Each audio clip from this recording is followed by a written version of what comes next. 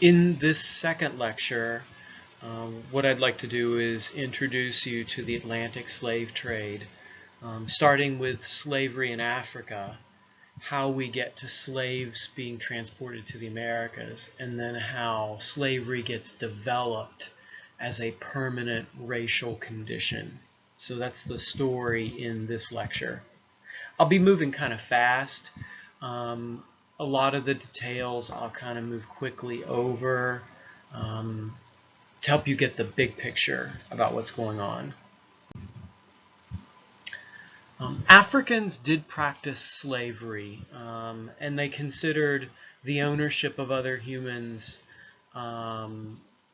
completely legal, completely acceptable. Slavery is a very ancient institution. There have been slaves for thousands and thousands of years. Every society treats them differently. So some ancient societies basically treat slaves fairly okay for being property. Others treat them pretty worse. It just depends on where you go.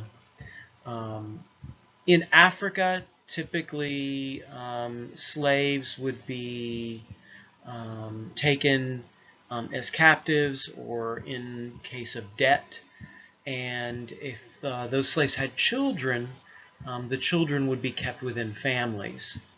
That's because Africans did not see slavery as a condition that was racial. I mean, in Africa, they're all Africans, though of different nations, different groups of people with different languages. But they don't see it as a race. They don't see a difference in that way, and they don't see it as permanent. So your slavery would not necessarily last for your entire life. So if you're captured in war, maybe you're a slave for a while, but you could be freed. If you're punished for a crime, and when the crime is up, your punishment's up, then you might be freed. Once a debt is paid off, you could be freed. The owner could resell you, give you away, or free you once your obligation is determined to be over. It's just not racial. It's not necessarily permanent. Muslims are the first major slave traders in Africa. And when I say major, I mean organizing large-scale purchases and captures of Africans. Muslims entered into northern Africa in about the 600s and quickly expanded across the northern part of Africa. In our first lecture, some of those early African empires that we talked about were Muslim. So they greatly expanded this local trade that was already going on, selling slaves as servants, agricultural workers, crews on ships, even pearl divers. Between AD 650 and 1905, there are about 18 million slaves just inside of Africa that are exchanged as a part of this internal slave trade. Where did the Europeans come in? Well, roughly in the 1400s. First of all, Europeans hear these magnificent stories about how wealthy the African kings are. West Africans and all their gold and the riches of Mansa Musa. And so they become intrigued by the possibilities of getting rich in Africa. The Muslims, of course, block access across North Africa, so Europeans can't come down to North Africa and then cross on over. Instead, they're going to have to sail, and it's the Portuguese who first do this. In the early 1400s, they start sailing the coast of Africa, and as they hop and skip down the coast, they're looking for whatever resources they can get access to. With their eye on, can we find the gold? So that by 1444, we have the first records of the Portuguese being involved in the slave trade in Africa. Primarily, what the Portuguese are looking for are agricultural workers for sugar that's being grown on islands in the Atlantic. This is just a graph showing the number of slaves in thousands. So you have to take that number at the bottom and then multiply it by 1,000 to get what the real number is. And it shows you who is really doing the work of the transportation of slaves. And look who it is. It's the Portuguese, doing some of the heavy lifting of moving slaves around the world. And please note this also extends to 1860. So that tells you that slave trade goes on quite some time, even after the United States is well on its way of getting rid of it. Where does America come in? Well, in the late 1400s, when Spain, Portugal, and other European nations come into contact with both North and South America, they're attracted to the resources of this new world. There's gold and silver in Mexico and in South America. Europeans discover sugarcane can be grown in Louisiana and in the Caribbean. Tobacco can be grown in Virginia.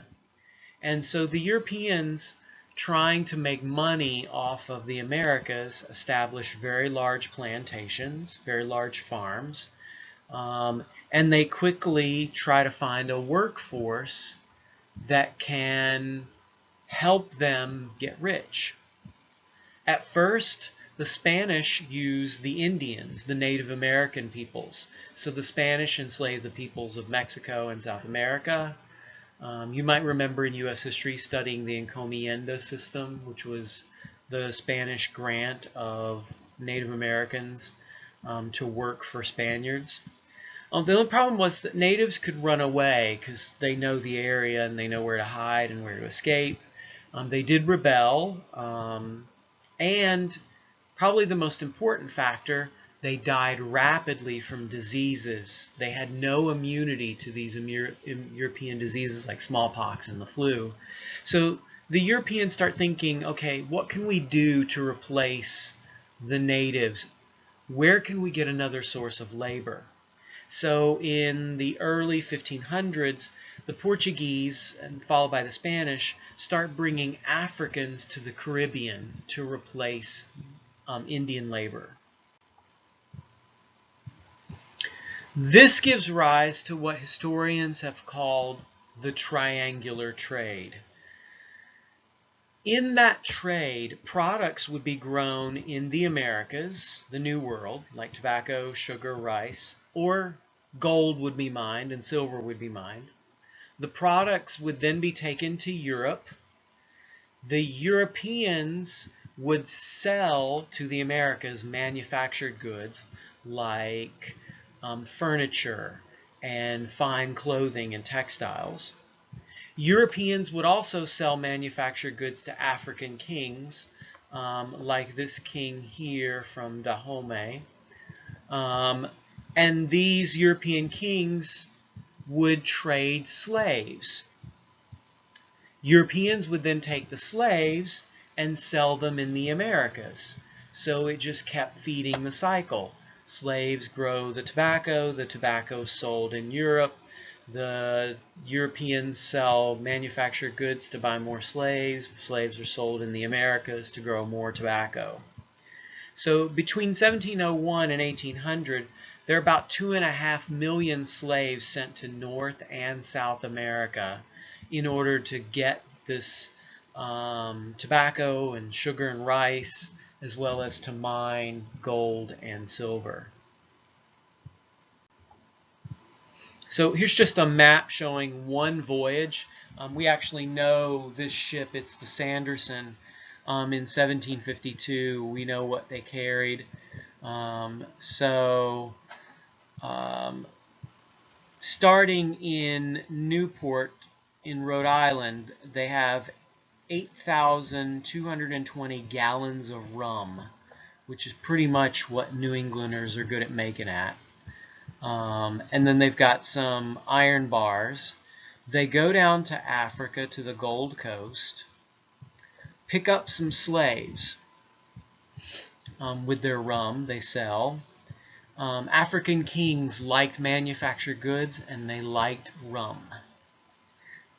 So for that rum, they got 56 slaves, 40 ounces of gold dust, this is the Gold Coast, and 900 pounds of pepper. Another thing that both Europeans and the Americans liked were spices that they could get through trade on the African coast. Then the ship went to Barbados, one of the Caribbean islands, and there you could sell some slaves, you could exchange the gold dust for some sugar, which would then be used to make more rum. Whatever you needed to trade for, they would trade for, and in this case we know that they left Barbados with 55 hogsheads, or basically barrels of molasses, three hogsheads, and 27 barrels of sugar, and some assorted money to be able to take to Europe eventually and exchange for real money. What the triangular trade meant then was that Africa became a huge supplier of labor to the New World. Most of it going to South America. You can see 3.5 million being taken to South America, 1.6 million to the French West Indies, 1.6 million to the British West Indies, 1.5 million to Spain. Only about 453,000 or close to 500,000 go to British North America, to where we are now. So what does this story look like in Africa? Well, it starts first with being captured, and no European did that work. Europeans were not allowed to go into the interior of Africa. African kings conducted raids, captured the slaves, and then brought them to the coast where Europeans would wait to purchase them at trading posts. These trading posts were often called factories. So that, I know that sounds like something that we would use to describe a manufacturing plant. So it's a different use of the word than we would use today. So just remember that in the 1500s and 1600s, a factory is a trading post. So the kings would then sell the slaves at the trading post, get whatever they wanted, rum, manufactured goods. And then the slaves then would be chained and wait to be taken on a boat to the Americas via what has been called the Middle Passage, the trip of the slave across the Atlantic. Here is just one slave who was captured in Africa, Olaudah, who actually later wrote about his experiences and what this Middle Passage was like. This is a diagram of a ship showing how crowded it was on slave ships. Since you're making money by selling people, the boat owner, the owner of the financier of the voyage, wanted to make sure he crammed as many people on that boat as possible. Because some are going to die, and so you need to have enough left over by the time you reach the Americas to make money. This was a horrific and brutally awful experience. It's 3 to 6 weeks. It could be longer if there are storms and the weather is bad. You'd be crowded below the ship's deck, chained in basically a 3x3 to a 3.5x3.5 space. That's about as much space as they give each person. And you'd be chained to other people with the goal of packing as many people in as possible, because that's more money. It's unsanitary, so you're lying in your own pee and poop and other people's pee and poop. If they're sick, you're probably going to get what diseases they have. There's malnutrition, and the result of that is that many people died on board the ship and then would have to be thrown overboard. Some of them would prefer to die So some captured slaves refused to eat. Some attempted to jump overboard and, just drown. Many of them were convinced that they were going to be taken to the Americas and eaten. That was a folk myth that they got preserved over the years of the slave trade. There are accounts of slaves staging rebellions and trying to take over the ship. Most of the time, the slaves that did this were from Angola, which meant that a lot of colonial Americans did not like Angolan slaves. They were seen as too rowdy. Most of the uprisings are going to fail, which means that they'll execute the ringleaders and then try to put the rest, back in captivity and chain everybody up.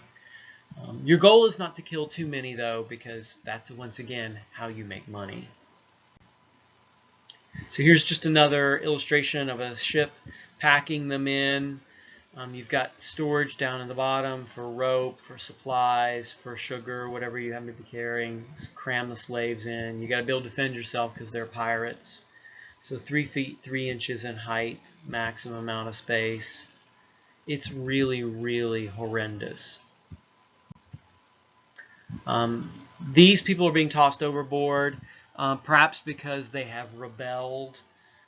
They'd throw dead bodies over as well. As you can see from this advertisement, people were concerned that slaves might get sick on the ship. They might get smallpox. This ad says that they've got 250 fine, healthy slaves just arrived from the Windward and the Rice Coast, and they've made sure not to let them get sick. And just in case you're worried, about 1/2 of them have already had smallpox in Africa. So there's no danger that your purchase of a slave is going to result in the slave dying soon.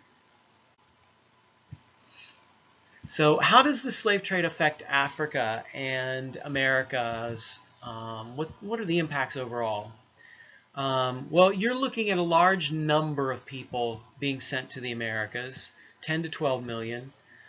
So there are going to be a lot of deaths, which means you are taking people out of the African economy, out of the African world. You are reducing African communities, devastating them, not only by taking their people, but because they are engaged in constant war so that they can get enough people to sell for these European goods. And African kings do really become dependent on and want these European goods, rum and mirrors and fine fancy clothing and all kinds of things. In the Americas, slaves play an extraordinarily important role in actually creating the New World. Settlement and survival of the New World could not have taken place without slaves. It just wouldn't happen. These slaves made the agriculture possible. They made the societies grow.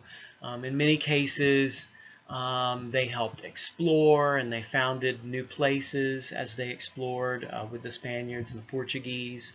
So their work was vital in creating the New World, even if it was not by their choice. In the end, it also spread their culture. Though on board the ship, their cultures do get mixed up.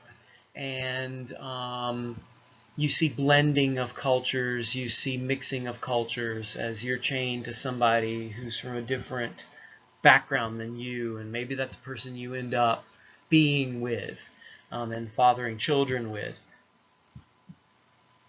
That does spread the music, art, and religious traditions of Africa as well to the New World, where they're even stronger in South America than they are in North America. So you can see the numbers: Brazil, 3.5 million, the Caribbean, 1.6 million, North America, under 500,000, and then the rest of the assorted numbers. It's places like Brazil where there's a large enough population of slaves that more slave culture survives. And there's really even a good book about this for the Spanish-speaking and Portuguese-speaking areas by James Sweet that says that the slaves in these areas actually became relied upon for their medical knowledge and their religious practices by European people. Work in the Caribbean was probably the hardest, 18 hours a day at the maximum, with violence being used to force you to do the work. So slaves died at tremendous rates from exhaustion, disease, lack of food, lack of medical care.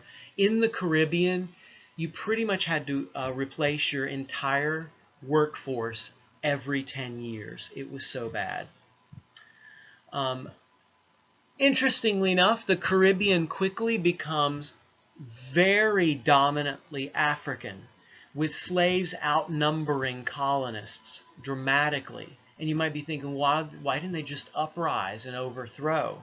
Well, then they had language barriers to overcome. They don't all speak the same languages because they're mixed from different places.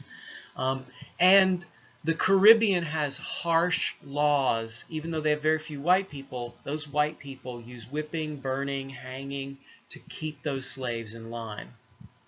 Now, some slaves still resist. Commonly, you'll find in Jamaica, Haiti, and Cuba, Maroons, who are slaves that run away and hide in jungle areas, in swamps, and they create their own slave communities away from white people. Here is an illustration of sugar processing in the Caribbean. Sugar is a very demanding crop, and it's why slaves died at such high rates in the Caribbean. It's so hard to cut and process, and there's lots of potential for getting hurt. It's just hot, nasty work for something so sweet.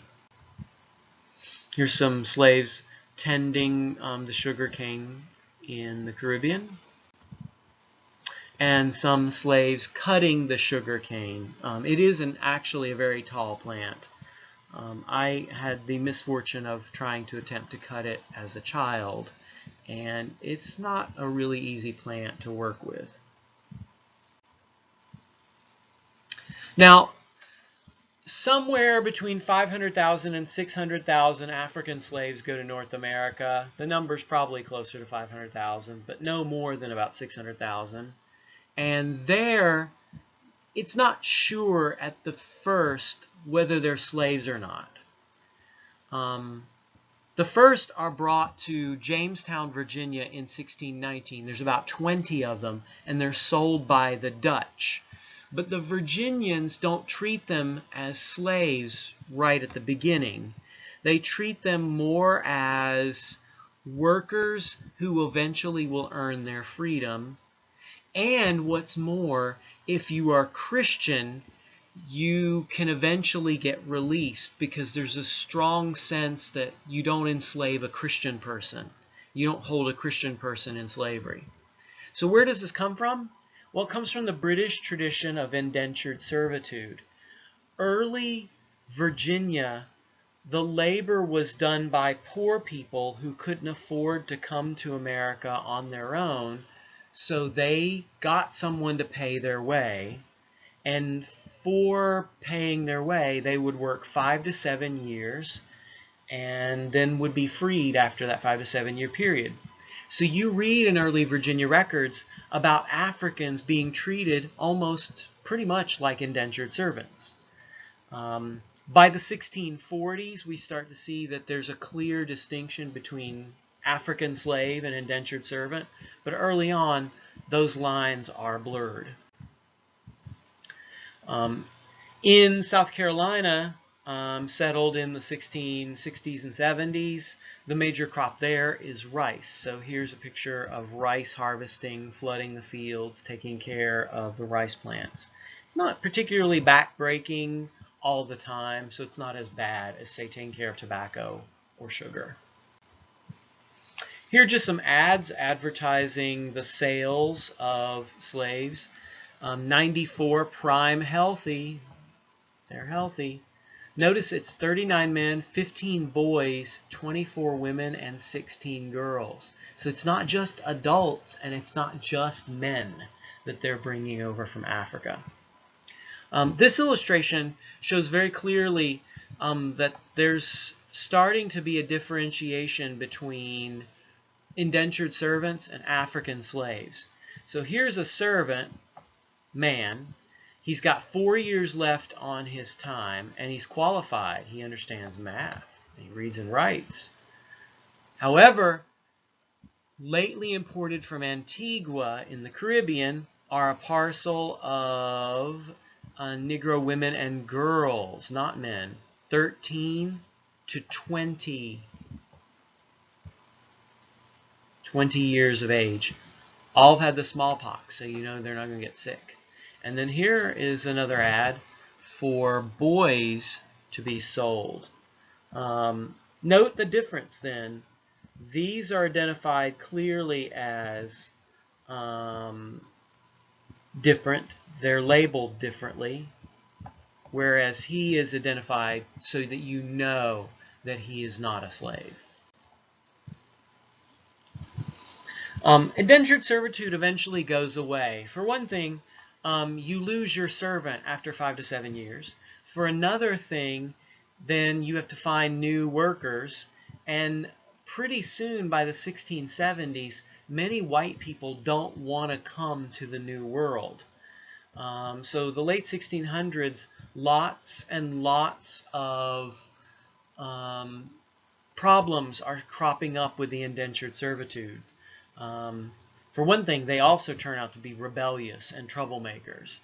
So instead, lots of Virginia people and early Americans start turning to slaves and importing them.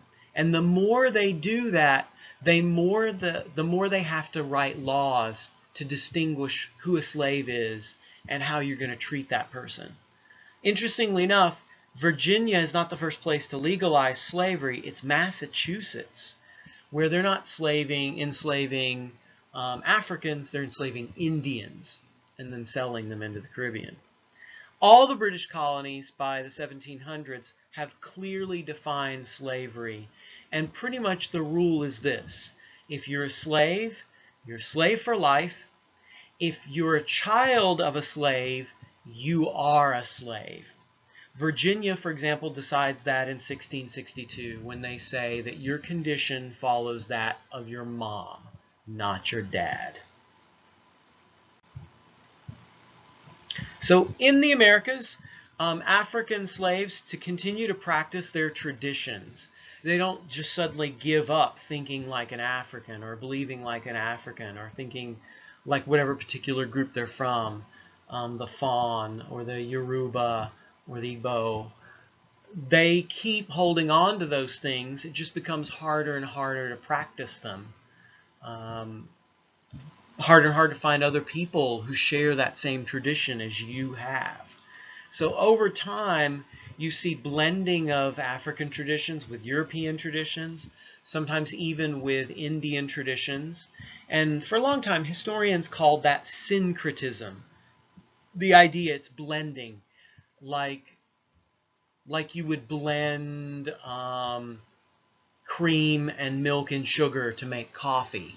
And so you'd end up with a mixture that's different. A lot of historians in more recent years, particularly James Sweet, don't like the term syncretism. They don't think it's blending so much as it's a layering of culture on top of other cultures. So that slaves practice European culture, but they also practice African culture, and they do both of those at the same time. So the word that you see a lot now is polycultural. It's not a blend, it's multiple cultures at once. So what survives?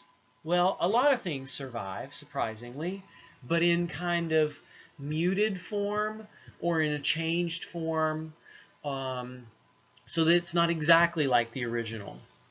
For example, capoeira from Brazil, a type of martial art dance, is actually based on Angolan war dances. So we can actually trace that back and see where that comes from, even if it's not exactly like what you would see in Angola. Africans brought banjo and drum traditions to the Americas, and those were kept and incorporated into Southern society. They blended their traditional religious beliefs with Christian beliefs, since the Europeans wanted them to be Christian, not just be a slave and die and go to hell, but also come to know Jesus. Well, they're going to mix religious ideas from Africa with Christianity. So you might worship Jesus, but you might also still believe in witch doctors and witches attacking people, and have remedies against that. You even see mixing of languages. One such example is Gullah, which is spoken still today in South Carolina, and actually parts of North Carolina as well. And it's a mixture of traditional language forms from Africa overlain with English. So it's a sort of a hybrid of both of those. It sounds roughly like English, but sometimes the grammar doesn't work out to be English. I'll show you an example in a minute. So here's an example of Gullah. This is the Gullah Bible. This is actually pretty new. Gullah speakers wanted the Bible in their own language, so finally someone got around to translating it. And this is from the New Testament. Must not sleep with a no man's wife. Must not sleep with another man's wife, is what that first line says. Oniyete ben Landa, people say, a man must not sleep with another man's wife. A Buddha don't say, the man to look upon another man's wife, and I want to sleep with him, that man I done sleep with a man in the hot. So if your right eye to make you sin, dig him out and chunk him away. So my Gullah is not as good as Charleston Gullah, but that's roughly kind of what it sounds like. Oya to say that the people learn to say, Jesus is teaching, you must not sleep with another man's wife.